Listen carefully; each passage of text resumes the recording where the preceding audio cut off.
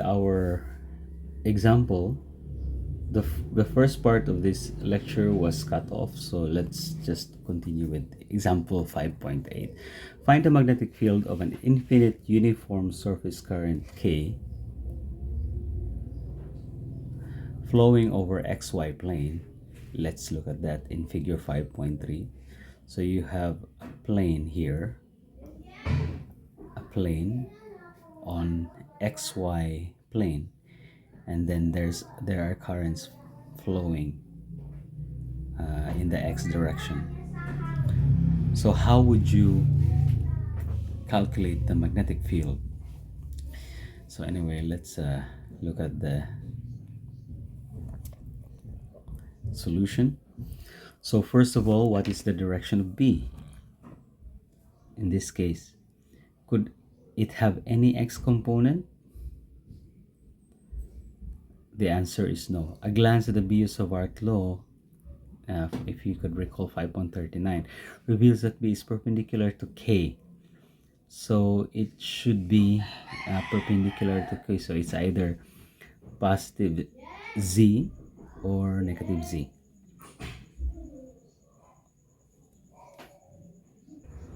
No, I'm sorry, it's Y, not Z. So it could be positive Y or negative Y in direction, because you're using your right hand law. So could it have a Z component? So the answer is no again. So you can confirm this again by doing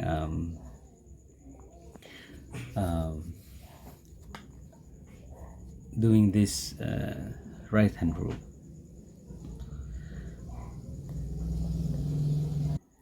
So now we're going to use Ampere's law to check the magnetic field here.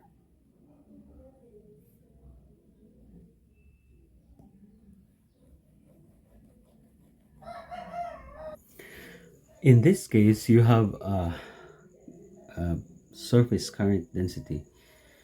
So here you can enclose the current by this Amperian loop here. So there are 4 segments.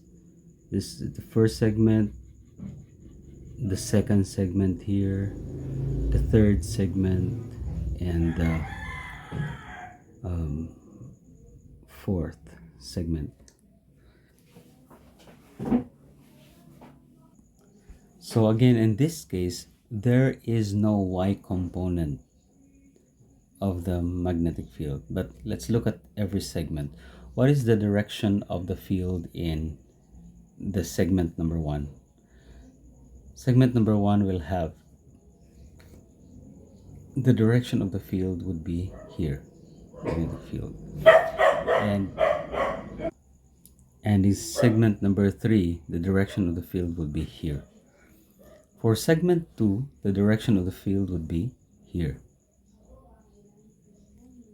And for segment number 4, the direction of the field would be here. But this one here, if you get another filament in this particular side, corresponding to this equal distance from the origin, you will also have a current, a magnetic field that's going up here, and a filament that's going down here. The magnetic field is going down here. So this will cancel with this, and this one will cancel with that.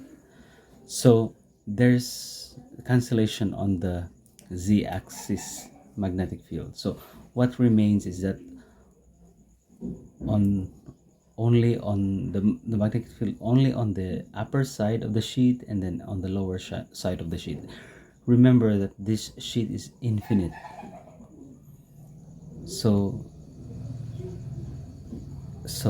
a magnetic field here would be independent of the magnetic field below. The sheet is infinite, extending infinitely. So we will now calculate the magnetic field using Ampere's law. So for the upper side, you have B dot dl, and again, your Amperian loop, the cosine theta is 1, because your Amperian loop above here is going in this direction, and then your magnetic field is of course here. So that is just cosine of 0 is 0, I mean is 1, because they're parallel. And then for the loop below, you have this, and then you have that one, and of course that's equal to cosine 0 equal to 1. And then for the above magnetic field, um, you have magnetic field B. The total length of the loop is 2L.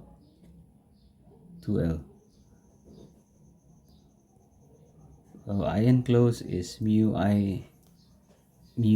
ion close, total ion close is just KL. This is the surface current times the length, so that you will just have an area. So finally you will have your B equal to this. This is just like what we did during solving the electric field of a capacitor, although that was solved in Gauss's law, using Gauss's law. So this is your magnetic field above the sheet, and this one is for below the sheet.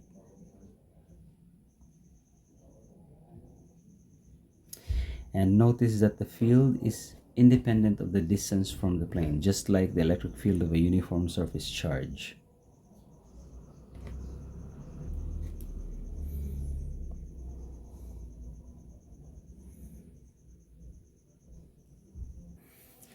Find the magnetic field of a very long solenoid consisting of n closely wound turns per unit length of a cylinder of radius r and carrying a steady current I. So you have here closely wound current. You can also view it as a sheet wrapped around a tube with current density going in that direction. So in this case here, you have currents for each wire, for each winding going in this direction, going in that direction. So you can, because they are closely wound, you can also view it like this, so that your uniform surface current would be just the number of windings times I.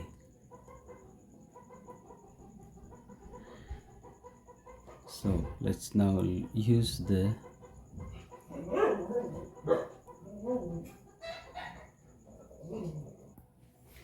now going back to the figure. Let's take a look at this. So if we enclose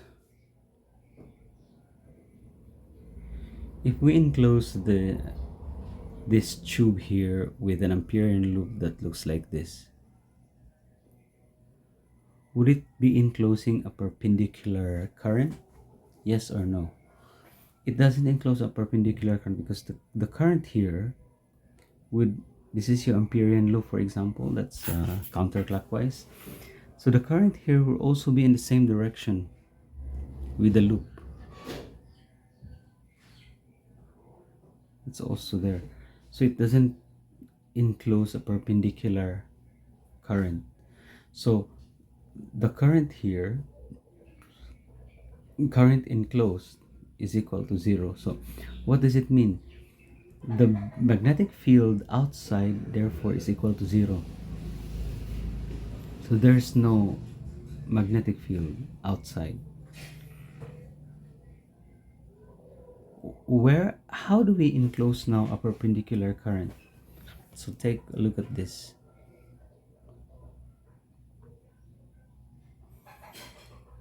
So here there's no perpendicular current that is enclosed, but here you can enclose a perpendicular current in that loop. I mean, in this Amperian loop. This is now your Amperian loop. And of course, this one, if you create an Amperian loop around here, there's no current that is being enclosed. So therefore, the magnetic field here is equal to 0. So again, the surrounding area, even here, there's magnetic field is 0 there. But here,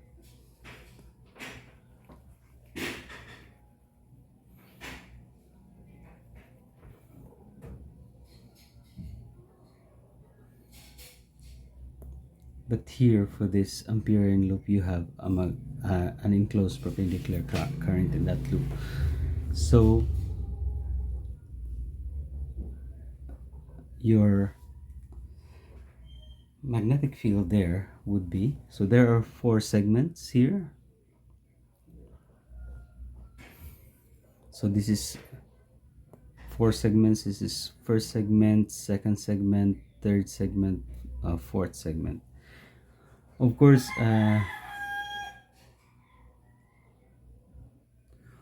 the components of magnetic field here and here would cancel because this is a very long solenoid. It extends up and down. So if you get a solenoid here, it will cancel with this one, and then the component also will cancel with this one. So cancellation, of course. So there's no contribution on this segment, and of course this one has no contribution because the field here is 0 already. So the only field that you have now is inside the solenoid.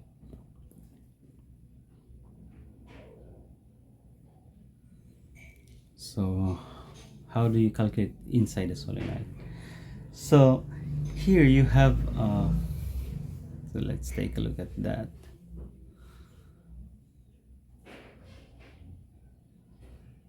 Let me just show you this slide first so that you can also have it in your notes.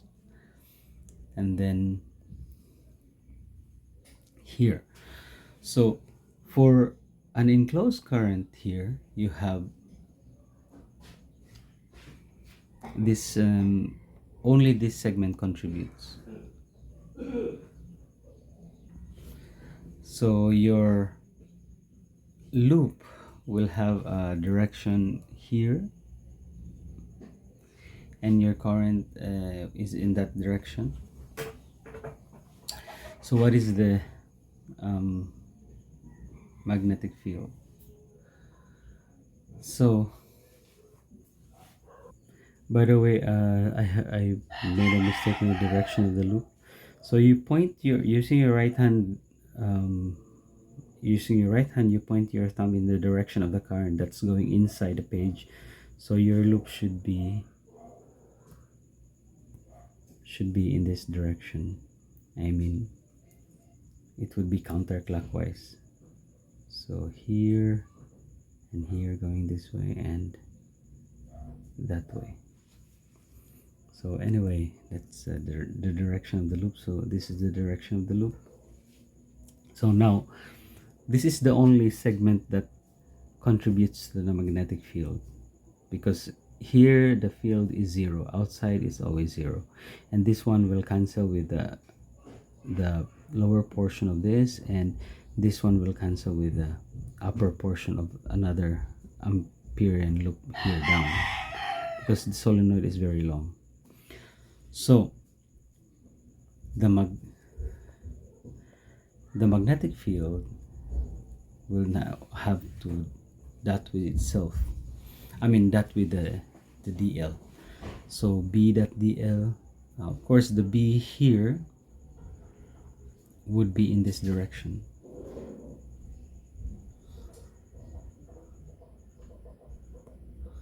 Would be in this direction.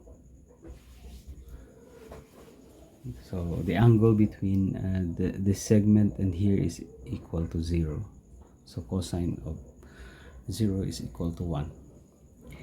And the I enclosed would just be the number of windings times the current, the I enclosed, times the length of this one, times the length here, because that is supposed to be KL, and KL is equal to NI times L. So this is your this is supposed to be your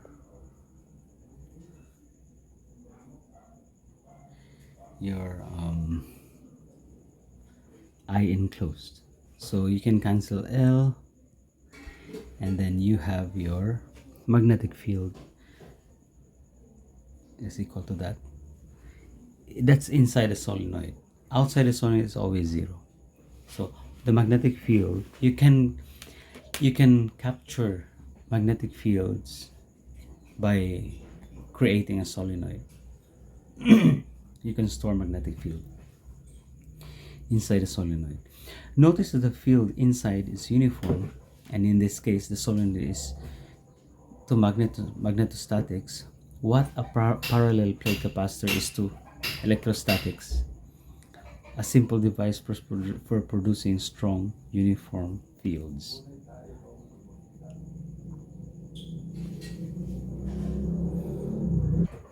So like Gauss' law, Ampere's law always exploit the symmetry of the problem that enables you to pull B outside the integral B.dl so that you can calculate the Ampere's law. And this applies to systems or problems with symmetry, like infinite straight lines, infinite planes, infinite solenoids, and toroids. And in the next example, we will discuss about toroids. These are like donut shaped solenoids. You have already infinite solenoids, and this one here you have toroids, which are solenoids connected end to end.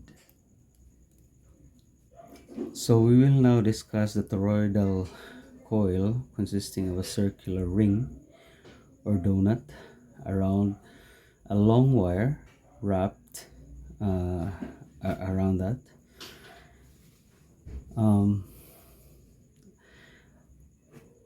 A toroidal coil consists of a circular ring or donut around which a long wire is wrapped. The winding is uniform and tight enough so that each turn can be considered a closed loop. The cross-sectional shape of the coil is immaterial. I made it in figure, actually the author says that. I made it rectangular in figure 5.38 for the sake of simplicity, but it could just be as well be circular or even some weird asymmetrical form in 5.39, just as long as the shape remains the same all the way around the ring. In that case, it follows the magnetic field of the toroid. In that case, it follows that the magnetic field of the toroid is circumferential at all points, both inside and outside the coil. So in this case, we know that the magnetic field outside the solenoid is 0 outside the solenoid. Outside there's always two parts of the solenoid. We have inside the solenoid and outside the solenoid. Outside the solenoid is 0. It produces no magnetic field outside. You should remember that. So again, this is a weird shape toroid. This is just the same as this. So again, you should be able to consider that the winding should be close enough for each wire.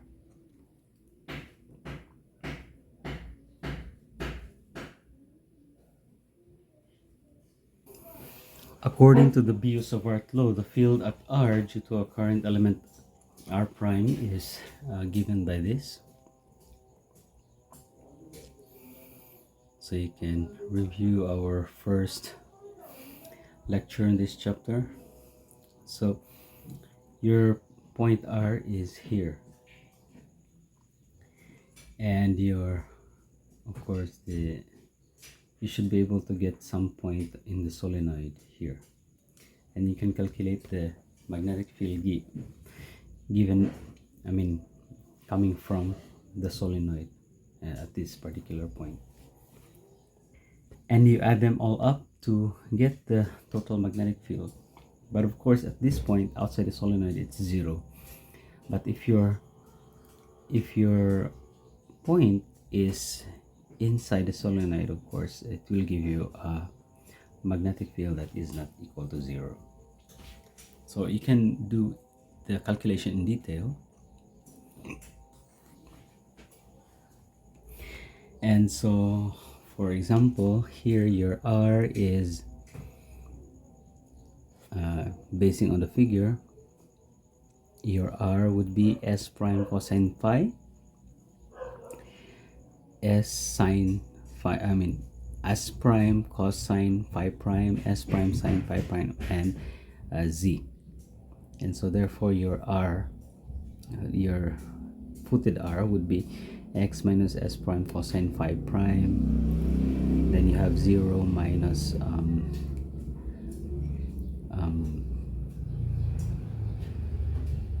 S prime sine phi prime, and Z minus Z prime.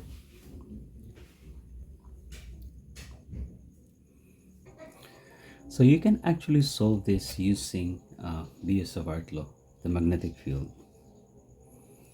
And also in this case, your current becomes a three-dimensional. So you have 3 components of current here.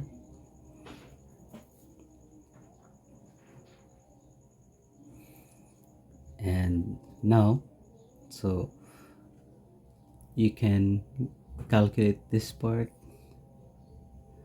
by expanding this in a matrix, so that you will have these terms. So you can do this on your own, you can do the tricks on your own.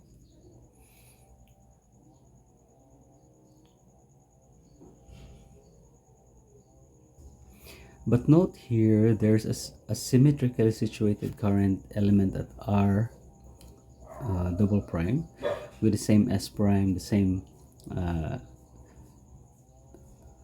difference R, the same DL, and the same IS and same IZ, but negative phi prime. So because sine phi prime changes sign, so the X and the Z contributions from R double prime cancel, leaving only the Y term. So that's actually situated here, this point. So you should be able to imagine that.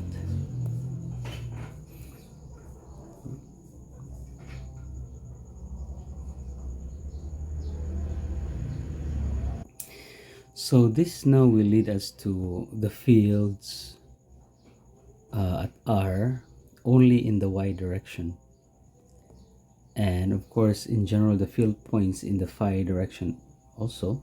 So if you cross that, you will have you will find out that the field is circumferential. It means it circumferential within the toroid, because outside, of course, there is no magnetic field, so that should be within the toroid. So we might as well just apply Ampere's law to a circle of radius s about the axis of the toroid. Let's make it thicker. Let's make it a thicker toroid. So again, the magnetic field is circumferential. The magnetic field B is 0 outside, but of course here it's also 0, but inside there's a magnetic field.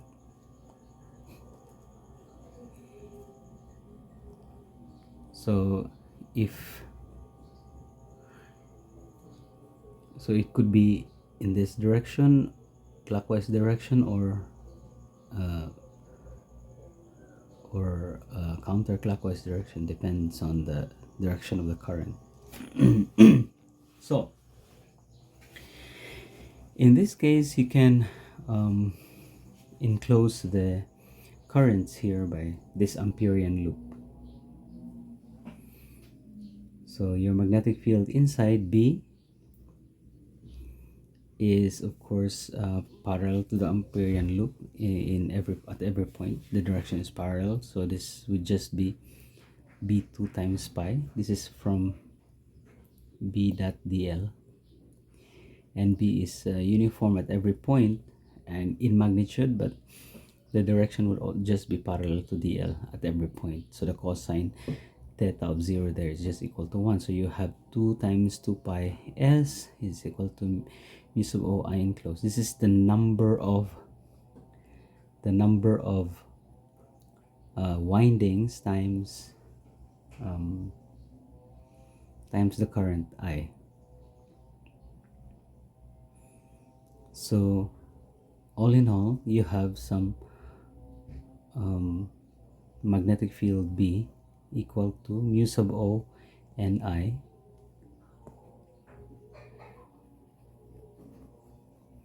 over 2 pi s in the phi direction. So that's how you find the magnitude of the field inside. But what is important there is that there is a magnetic field inside the solenoid, I mean the toroid, and the magnetic field has a magnitude given by this one.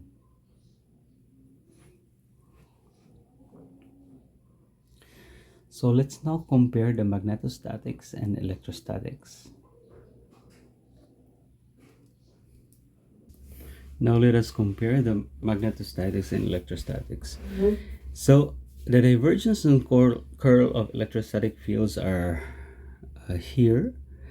First, you have the divergence of electric field, which is not zero because it diverges from a source point, the electric field, but it does not curl around the source point. So the curl of E is equal to 0. This is, by the way, the differential form of the Gauss law. And of course, you know the Gauss law in its integral form. So these are the Maxwell's equation for electrostatics. For the divergence and curl of magnetostatics, the magnetic field does not diverge from a source point, rather it curls from a source point. So divergence is 0 for magnetic field, but the curl is not 0. And by the way, this is a charge density where the electric field diverges. Well, this is the current where the magnetic field curls. So these are the Maxwell's equation for magnetostatics. And by the way, we are going to consolidate Maxwell's equation in the last chapter that we will be discussing for this semester. So far away from the charge distribution, your electric field goes to 0. And of course, also for magnetic field, far away from all currents, your magnetic field also goes to 0. And please don't forget that the total force on a moving charge is this one, the Lorentz force. So a charge gives off electric field, and at the same time as it moves, it gives magnetic field. So these are just this just shows you that divergence is not 0, and the curl not divergence of electric field is not 0, and the curl of B is not 0.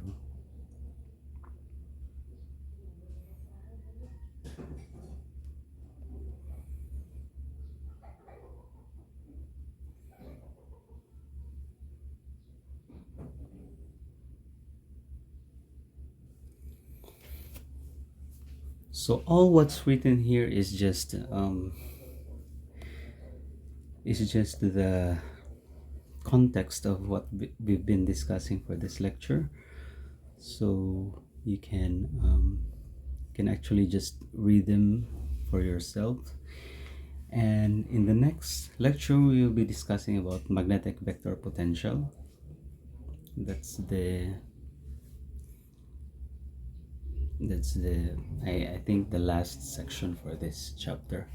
So by the way, this this part of the lecture has two subparts. The first one is accidentally stopped, and so we have the next part.